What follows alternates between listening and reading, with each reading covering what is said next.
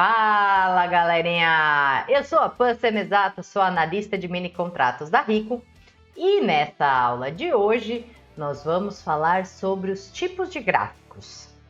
Se você ainda não assistiu nossa playlist do que são os mini contratos, pega o link aqui na descrição do vídeo, corre lá. Se você ainda não assistiu a nossa playlist sobre gestão de risco, é importantíssimo antes de você começar. E se você não assistiu o nosso vídeo anterior do que é e como entender um gráfico, para aqui um pouquinho, corre lá, assiste essas aulas e depois você volta aqui comigo. Combinado? Nesta aula, nós vamos falar um pouquinho sobre os tipos de gráficos que existem dentro da análise técnica. Em particular, 3 que são os mais conhecidos e que foram mais utilizados. E aí nós vamos chegar no gráfico que hoje é o mais utilizado e é o que eu utilizo nas minhas análises do dia a dia. Para isso eu preciso ir para a tela e mostrar para vocês, para que vocês entendam o raciocínio do negócio. Então vamos lá. Bom, eu tenho aqui na tela o ativo CSNA, CID Nacional, e é um gráfico diário. Tá vendo que tem umas linhas? Isso a gente viu na aula passada, o que significa, né? No exemplo que eu dei lá da Rico, o que eu falei para vocês? Que no dia 1 a gente teve negociação a R$10, no dia 2 a gente teve a 15 e assim por diante. Só que eu falei que era o último negócio do dia, não falei? Por quê? Porque nós temos movimentações o dia inteiro. O pregão abriu às 9, 9:1 tem negociação, 9:2 tem negociação. O que é negociação? Um comprador e um vendedor no mesmo ponto de preço, com o mesmo tamanho de contratos, né, ou de ações, no mesmo patamar de preço. Então, 9:1 já tem uma negociação, já tem um comprador e um vendedor. 9:2 já tem um comprador e um vendedor. 9:3 e assim por diante. E vai até às 6 horas da tarde. Ou seja, tem movimentação o tempo todo de pregão aberto. Porém, este gráfico aqui que está na tela, que vocês viram na aula passada como entender o gráfico, ele me mostra somente o fechamento do dia. Ou seja, cada ponto que é linkado um com o outro me mostra qual foi o último negócio do dia. Qual foi o fechamento daquele dia. Mas, Pan, por que eu quero saber só o fechamento? Sendo que tem negócio desde as 9 da manhã? É esse o ponto. O gráfico de linhas, que é esse que você está vendo, ele é fácil de visualizar. Você olha para a tela, você vê literalmente se está subindo mais do que caindo, certo?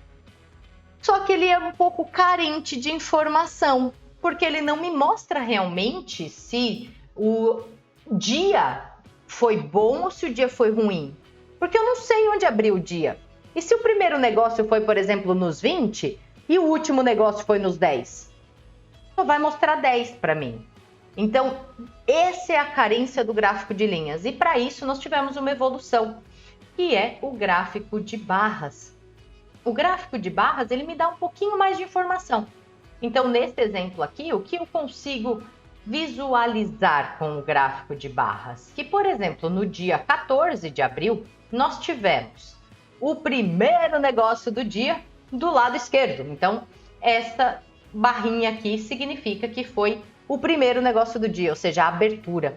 Durante o dia caiu um pouquinho, subiu um montão, caiu um pouquinho e o que tem do lado direito é o último negócio do dia. Ai, que fácil! Então, o que eu consigo ver? Que nesse dia 14 nós tivemos uma alta no papel. O papel abriu aqui embaixo e fechou acima. Dia positivo, yay! Agora, no dia 15 de abril, nós tivemos a abertura, que é o que está do lado esquerdo, um pouquinho de alta, um pouquinho de queda e o fechamento aqui. Ou seja, nós tivemos a abertura em um patamar mais alto do que o fechamento. Ou seja, foi um dia de queda. Fácil. Dá para entender que agora eu tenho tudo que eu preciso? Abertura, máxima, mínima e fechamento de um dia. Ou seja, toda a movimentação que o ativo fez está no meu gráfico a partir de agora. Só que ele não é fácil de ver, né? Por exemplo, Se eu abro esse gráfico para vocês e faço assim, ó. Opa! Se eu abro esse gráfico para vocês assim, daria para identificar que esse aqui foi um dia negativo batendo o olho? Não. Por que não? Porque ele só mostra de um lado e do outro, uma setinha.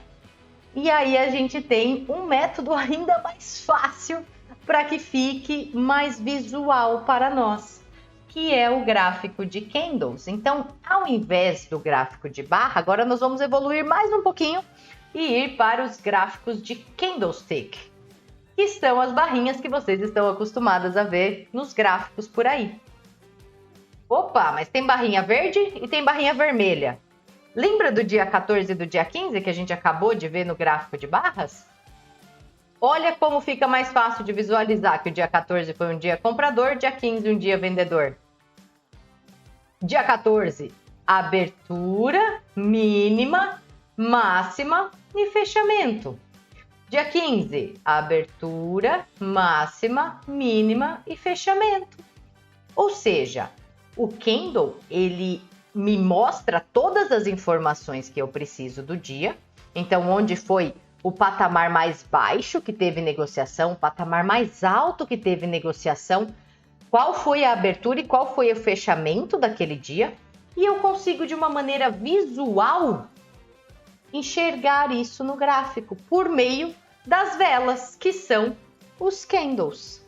Uma maneira bem mais fácil, mais prática, para que a gente consiga fazer as nossas análises para identificar quem está mais forte, se são os compradores ou se são os vendedores. E a partir daí, começar a fazer nossas análises para a tomada de decisão.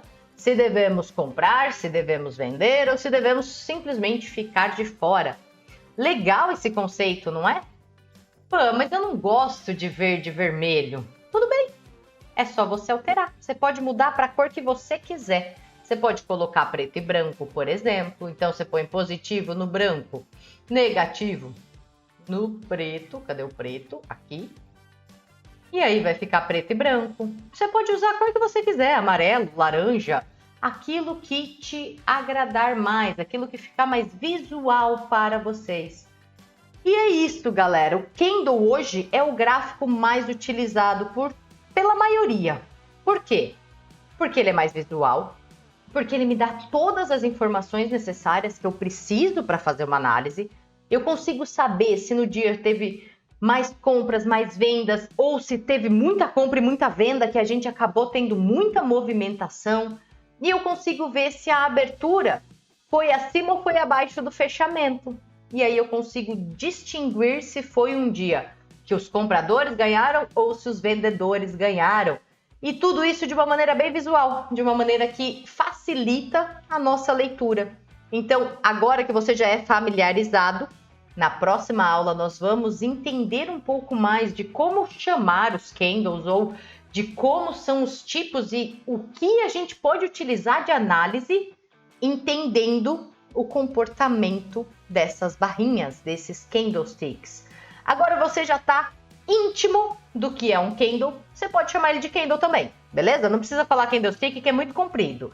Então eu espero vocês na próxima aula para que a gente fique ainda mais familiarizado com os padrões de candles e como utilizá-los a nosso favor nas nossas operações. Espero que tenham gostado. Te espero na próxima aula.